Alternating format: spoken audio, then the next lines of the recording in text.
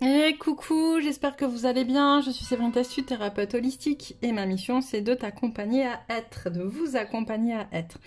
Alors je vous retrouve aujourd'hui pour une petite guidance. On va aller voir rapidement les énergies de la nouvelle lune, ok? J'ai déjà fait une petite guidance en ce sens hier sur ma page Facebook, les guidances de ma voix intérieure. Je vais aller fermer la fenêtre parce que là j'ai les cloches de mon église qui vont être insupportables. Ah là là là. Ça fait un peu moins mal aux oreilles.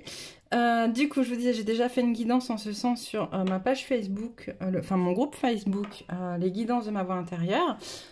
Mais pour ceux qui ne sont pas dessus, eh ben, je vous propose donc un nouveau tirage pour ces énergies de la nouvelle lune. Alors, on va prendre quoi? On va prendre, j'ai envie de dire comme à chaque fois, hein, comme à chaque nouvelle lune ou pleine lune. Oracle de la lunologie oblige. Alors, qu'est-ce que vous pouvez nous dire sur les énergies de la nouvelle lune, s'il vous plaît? Qu'est-ce que vous pouvez nous dire sur les énergies de la nouvelle lune, s'il vous plaît? Qu'est-ce qu'elles vont nous apporter? Je ne sais pas. Quelles sont les énergies qui sont autour de cette nouvelle lune? Alors, qu'est-ce qu'on a? On a rien n'est encore gravé dans le marbre. Équilibré, spiritualité, sens pratique, maintenez votre cap.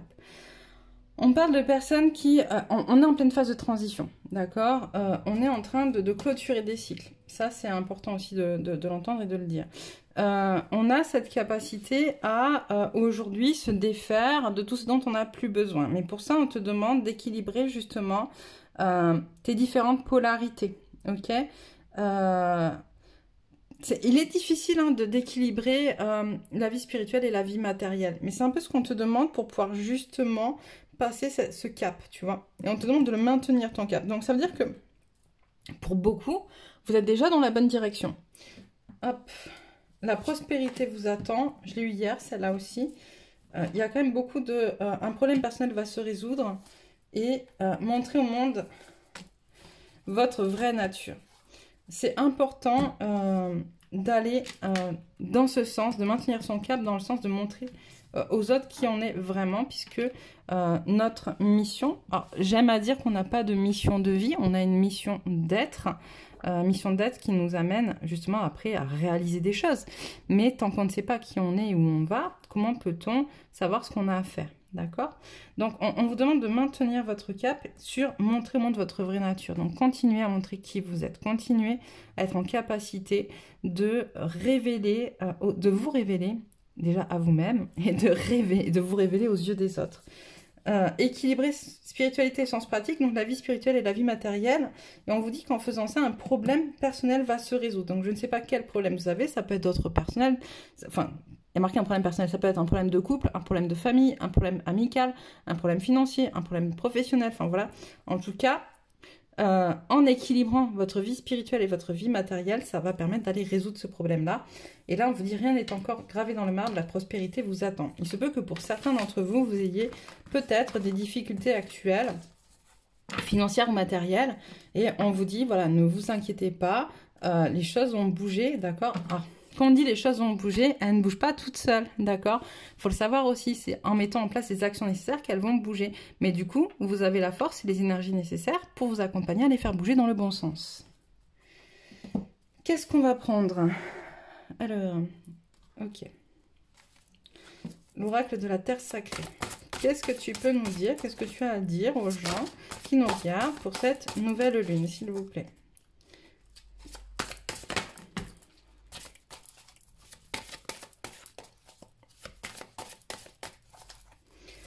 Hop. Hop. Hop. Allez, encore une. Alors, qu'est-ce qu'on a à dire? Le contexte, ça ressort beaucoup en ce moment. Le changement aussi. La friction, sans rire, pardon. Les fragments et l'exigence. Ok.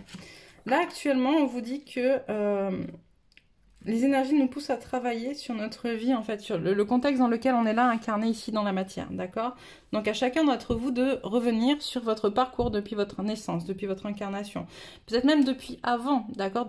Quel est le contexte dans lequel évolue votre âme aussi, j'entends, d'accord? Il y a des changements à faire dans cette incarnation. Je vous l'ai dit, on est dans des périodes de transition, ok? Donc c'est important d'accepter ces changements, parce que ces changements, même s'ils sont difficiles, on a la carte de la friction, hein. Donc je sens que pour beaucoup, ça peut être lourd, ça vient révéler des peurs, révéler des blocages, des obstacles, et c'est ok, d'accord? Ça vient révéler qu'il y a des morceaux de vous avec lesquels vous n'êtes pas en accord, et c'est ok aussi. Mais justement, c'est là pour ça, pour vous permettre de pouvoir rayonner, d'accord, pleinement dans qui vous êtes et dans ce que vous êtes. Mais si vous ne prenez pas conscience de chacune des parties qui vous composent, vous ne pourrez pas être pleinement aligné. Donc cette nouvelle lune va vous amener à ça. C'est plutôt pas mal. Même si c'est pas simple. En même temps, j'entends là où ils disent on n'a jamais dit que ça allait être simple. Oui. Ok. Alors, qu'est-ce qu'on peut avoir comme avec quelques énergies de l'oracle de la géométrie sacrée? Communication, c'est une carte qui tombe et moi ça me fait rire parce qu'on est quand même en Mercure rétrograde et elle tombe souvent, celle-là aussi. Et Mercure rétrograde, justement, c'est des manques de communication. Hop, et encore une, on me dit, ok. Alors,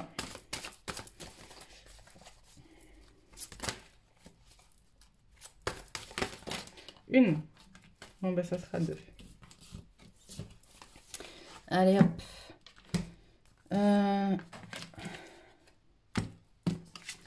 Alors, ouais, on a la carte de la communication qui nous dit « La fréquence de la communication renforce notre capacité à échanger les informations sous des formes différentes.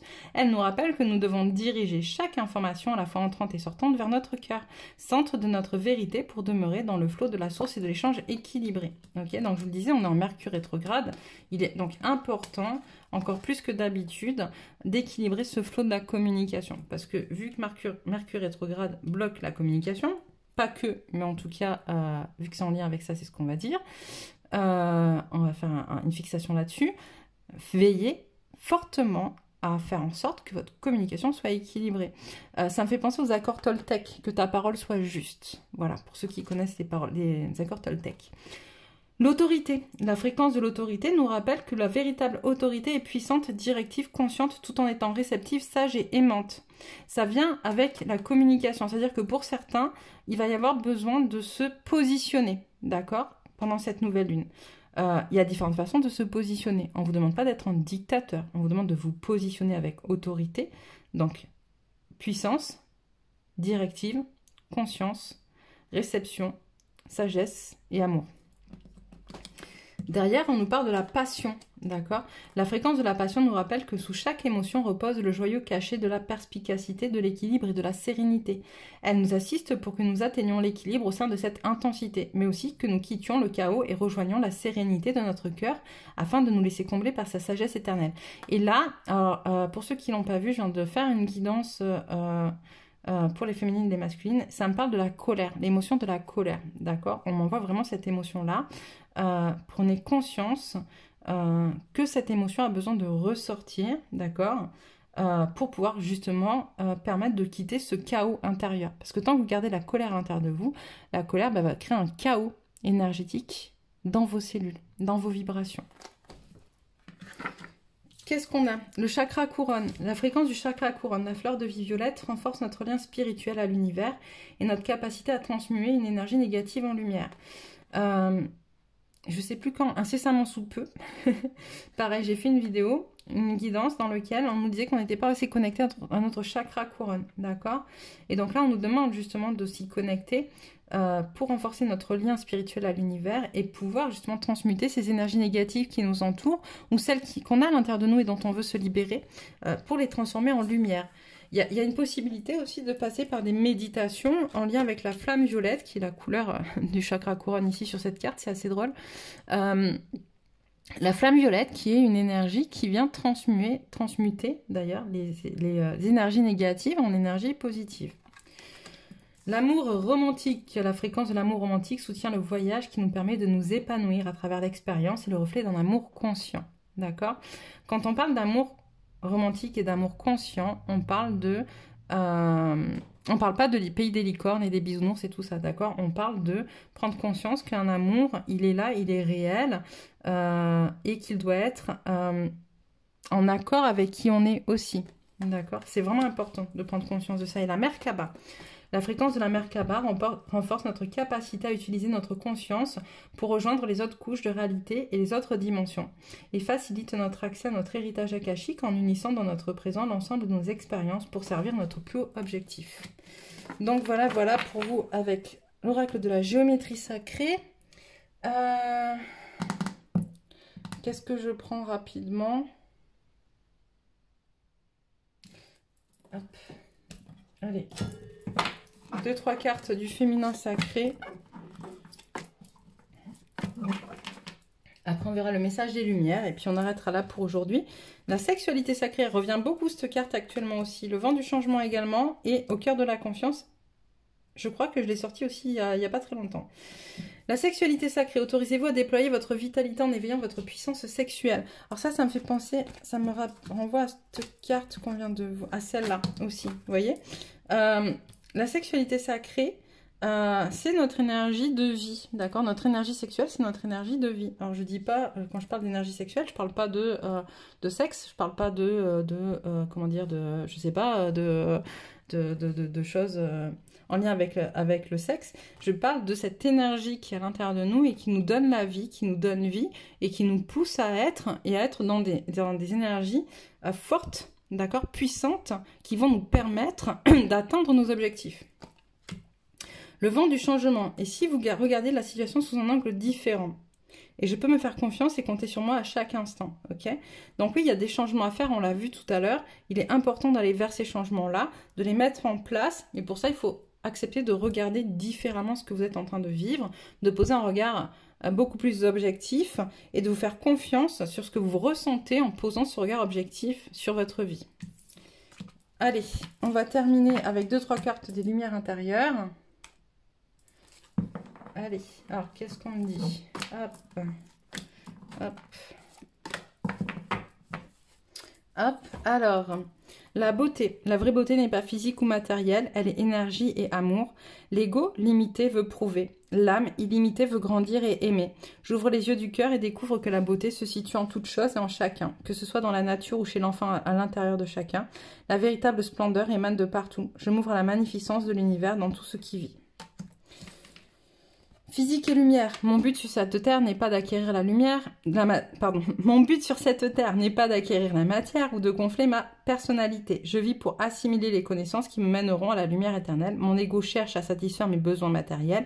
Mon cœur cherche à me faire grandir intérieurement. Je choisis d'avancer sur le chemin de l'apprentissage et de l'évolution infinie. Et là, ça me renvoie à quand on vous disait équilibrer tout à l'heure votre vie spirituelle et votre vie matérielle. C'est vraiment ça. C'est à un moment donné... on a besoin des deux, mais peut-être êtes-vous trop dans votre ego. Authenticité, je suis vraie avec moi-même et les autres. Je ne cherche pas à paraître différent. Je laisse tomber cette façade qui cache qui je suis réellement et laisse briller librement ma belle lumière. Je n'ai rien à prouver, je suis fière de qui je suis. Je m'affirme et prends ma place. Je laisse ma beauté réelle, ma réelle beauté s'exprimer à travers l'être suprême que je suis. Alors ça aussi, ça vient faire référence à la guidance de tout à l'heure. Je vous laisserai la voir si vous en avez envie. Où on vous demande d'être dans votre authenticité, dans votre être, justement, de commencer à accomplir votre mission d'être.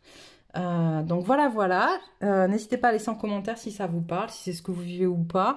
N'hésitez pas à vous abonner si ce n'est pas encore fait. N'hésitez pas à liker si ça vous a plu. Et moi, je vous dis à très très vite pour une prochaine guidance.